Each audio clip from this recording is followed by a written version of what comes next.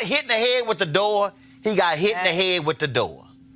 Well, I agree, but you also know that if he got hit in the head with the door, you're talking about the white dude, there would have been a problem because he's wrong, because he's white. But that's also brother's why black and he's white. When he was like, wrong. "Are y'all recording?" Hell yeah, we recording. And I keep telling y'all, please record this way. I keep telling y'all, record horizontal, so that way it fills the whole screen versus, you know, vertical. You got the black bars on the side. Well, let me just It just say makes this. it easier for us to see all of it if y'all please record that way. So if you rub against a crazy-ass white person, hold your phone like this. Okay, go ahead. I'm sorry. We should continue to record white folks, take advantage of this technology they didn't have when I was young, that we have now. And I've been through those same scenarios very recently with white people questioning me, but I'm still going to say that at least once a month you might have one of crazy-ass black people story. Hold up. I ain't say hold up. First of all, the internalized white supremacy. No. Here's the deal. I don't see videos of black people, Julianne, just stopping white folks. Well, not that. No. And keeping them from doing their job. We do the same thing. We don't do what white people do. The white woman 2 weeks ago with a brother was throwing his own trash out. And she's like, show me where you live. I don't recognize you. But let me be clear, Roland. I can be real clear so you can go to her. I know that black people are accosted by white people. What I'm talking about is not that white people get treated like that. I'm talking about how we act like white people and do the same thing to black people. Well, I don't see them videos. Well, okay, why don't you share some links? I sure will. Julianne, go ahead. I mean, the racism in our country is pernicious, and we just saw that. Brother Man did, as you said, he took that conversation way too long. He should just stepped and walked away. But I'm glad he recorded it. He wanted footage. Yeah, I'm glad he recorded it because basically we need these recordings for any number of reasons. First of all, to share with our young people. They need to see this stuff so that they understand, so that they're armored. They're basically knowledgeable. Because, Roland, sometimes you see these comments on Twitter, wherever, and you get the white people who say, oh, they were so respectable, but you also get white people who give you alternate scenarios. Well, I would have done the same thing. Really? And get your behind beat. What's wrong with asking someone for ID? You're walking down the street. You have the same right to the street as anybody else. Right. Like, white folks are not driving around delivering packages and with delivery truck, and folks are stopping left, right. Who are you? Where you from? What you doing here? Why is there no sign on the side of your truck, Mustafa? First of all, I can tell you right in the television industry. Local stations have had gear stolen out of their trucks. It used to be when local TV stations would always brand their cars. They've had so much gear stolen, they now have unmarked vehicles because they got tired of having their cameras stolen. Hell, a lot of companies are doing that, Mustafa. Well, I mean, no one's going to carry freedom papers anymore. It's really that simple. And that's really when you get to the core of what folks are saying is you have to prove to me that you're supposed to be in this space. Sustained. It is just not happening. And when you say that, look, the way the whole anti-apartheid moved, not how it started, but the divestment campaign against South Africa started when Ken Williams worked at Polaroid and walked into the Polaroid building and he saw this thing called a passbook. And it hit him after he investigated it that Polaroid was selling and making money off of those passbooks that were being sold in South Africa. And it was the books essentially that was like a passport where black people had to, on demand, by somebody white, show their papers. Anybody and essentially, what we're seeing, y'all, we got videos for the rest of the week. Well, I do. I got one for every day this week. In every single one of those videos, essentially, a black person is being asked to show their papers for delivering packages. one black woman is being stopped by a white woman from leaving a building she work at to show her papers. And a black man with his 2 kids is being denied by a white woman in New York from visiting a friend in the apartment because she's like, I don't even know who you are. And that's exactly what's happening. Yep. That black people are having to prove that we exist. And these white folks like, well, what's wrong with you? You should be willing to show it. Like the dude, I think it was in Pennsylvania. Remember the black woman was at the pool?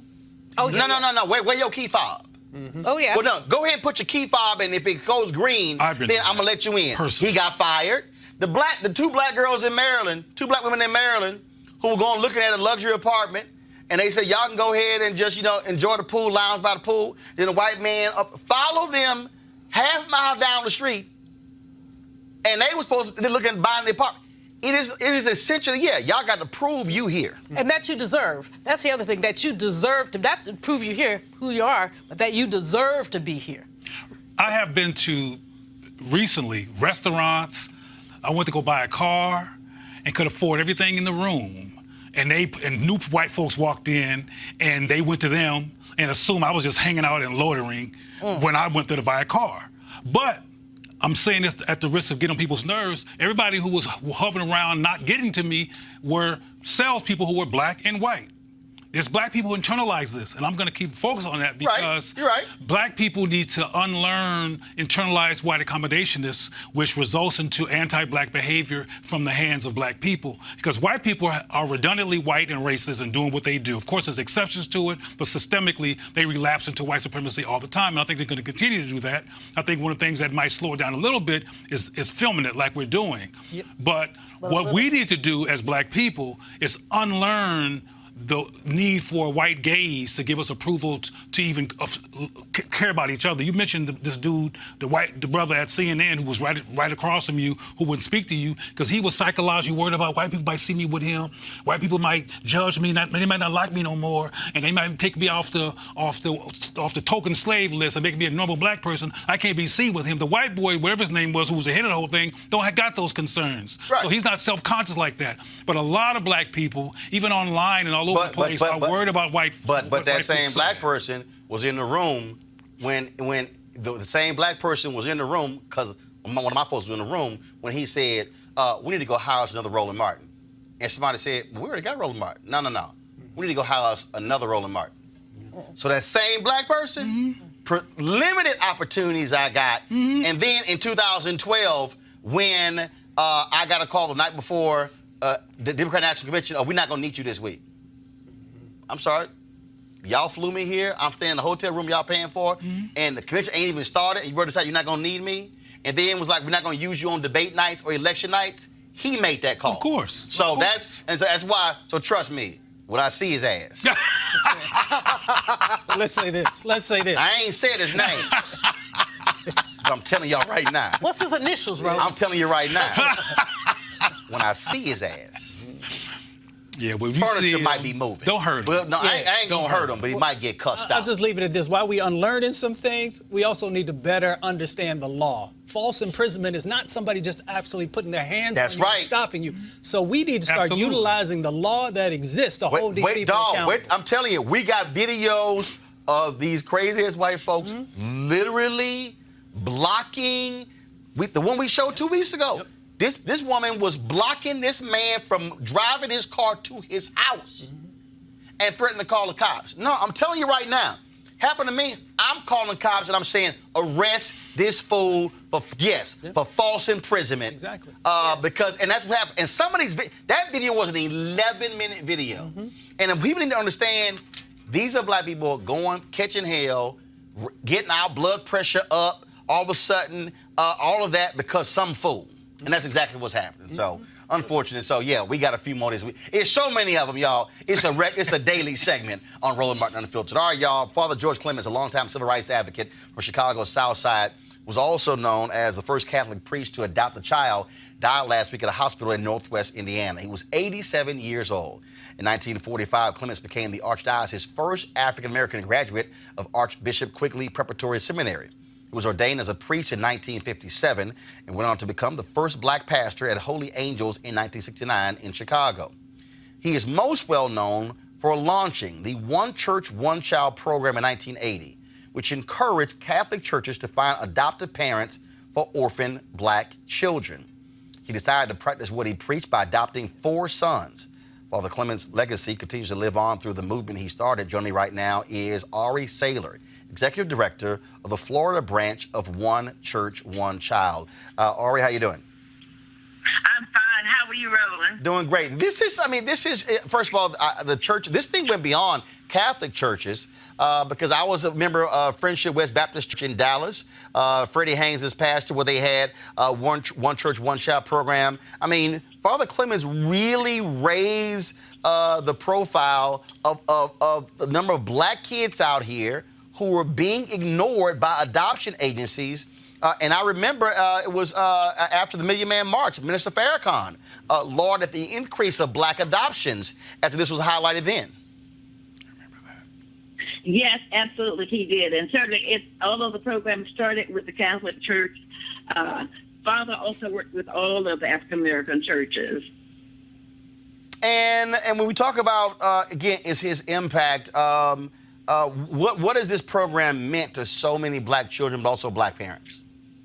Well, it meant an opportunity for children who were disproportionately and overrepresented, children who were African-American children who were languishing in foster care because the Department of Children and Families there in Illinois was not having success in engaging the black community. By engaging Father, because he was a local revolutionary and worker, leader, tremendous leader. Greg Kohler, who was the then Secretary of the Department of Children and Families, and Gordon Johnson, saw that the church as being the answer, so they approached Father because he was already a very activist in the community. And not only that, but he was working with the Baptist churches and other churches in the community.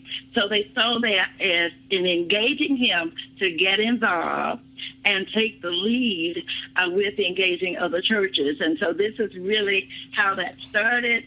Father Clements took on decided to take on the task. Initially, he tells the story that initially he was not going to do any of that because he thought the department was not serious in coming to the church. But he realized that the question came was, if you're not willing to help your children, then who will? And so Father realized they were serious about working with the church, and from there took on the leadership role of working, starting with his own church, Holy Angels there, talking to them about adopting. When they were not moving quickly enough, Father decided that, look, if you want to adopt, I will, and started that process of adopting with one child. And of course, as you indicated, he eventually adopted 4 boys. Who are all adults today, but he worked very successfully in starting an alliance there in Illinois that was very successful, because when you talk about 700 children, this was just in 1979 when they had 700 children waiting. 70% of these children are African Americans waiting to be adopted. When you have the actual population being 26%, we have some serious overrepresentation. But with the churches coming to the forefront and getting involved, actively involved, and encouraging their congregations to get involved, and people began to come to the forefront and adopt children, and as a result, Chicago had much success moving many of those children off the adoption rolls and giving them permanent families and homes.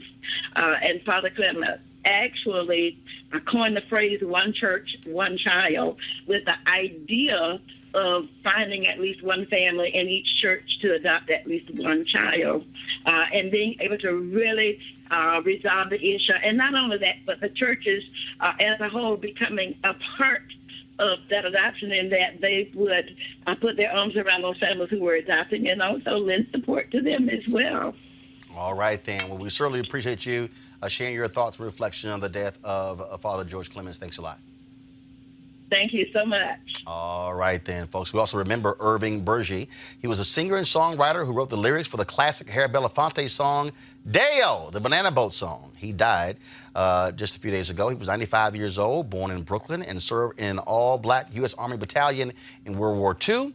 He used the GI Bill to attend Juilliard School, where he majored in voice. Later, he took the stage name Lord Burgess and performed at venues like the famous Village Vanguard in Manhattan. He wrote about 35 songs for Belafonte, including 8 of the 11 songs on Belafonte's 1956 album Calypso, which was the first album in the United States to sell more than 1 million copies. Our thoughts and prayers certainly go to Irving Burgie's family and all of those who loved him. All right, folks. Well, we certainly appreciate it. Thank you so very much. We're waiting on those videos, Cleo, so you can go ahead and... Not a problem. Yeah. But I wouldn't want to call them crazy-ass black folks. That's mean. I would call them black people struggling with white supremacy. No, that's too long. Okay, that's no acronym. See, crazy black people is CAWP. What's yours again?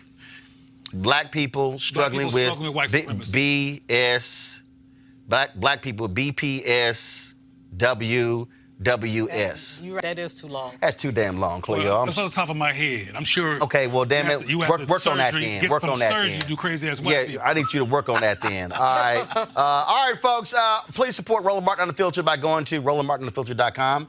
Join our Bring the Funk fan club, where, of course, you can join via PayPal, Square, or Cash App. We appreciate every single dollar.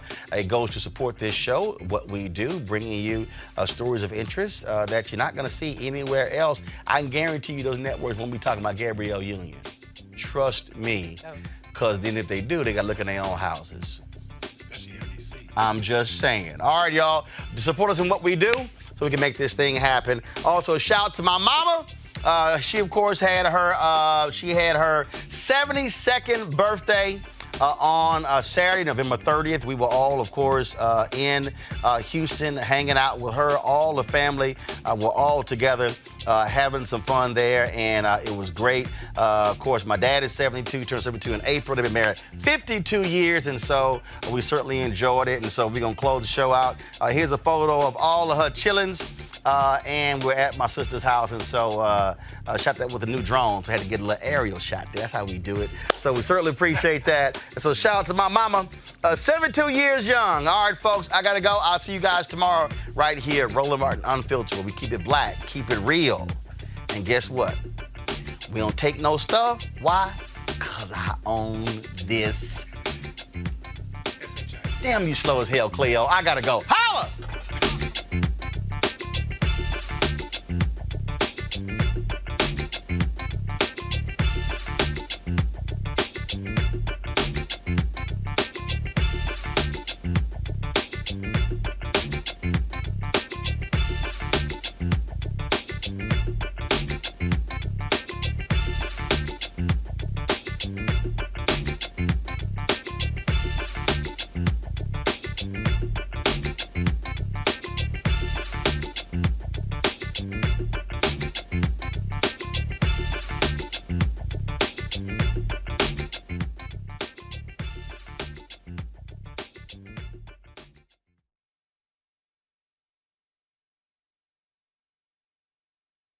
You want to check out Roland Martin Unfiltered?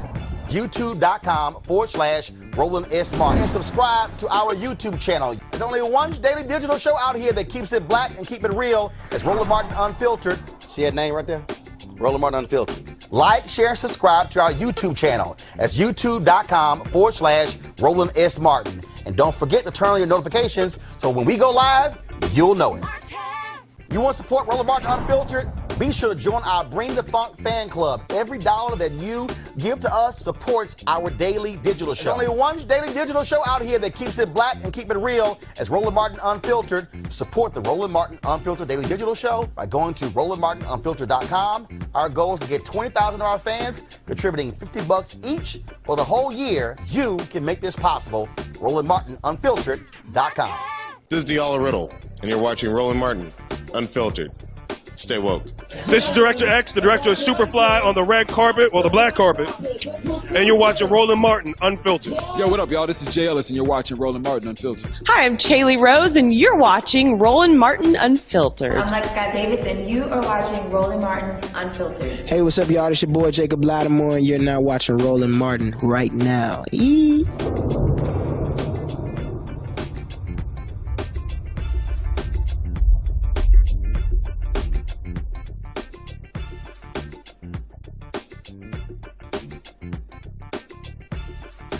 Hey fam, want to check out Roland Martin Unfiltered, the blackest show on all of digital, cable, and broadcast. Check out our audio podcast. There's only one daily digital show out here that keeps it black and keep it real. It's Roland Martin Unfiltered. Press play.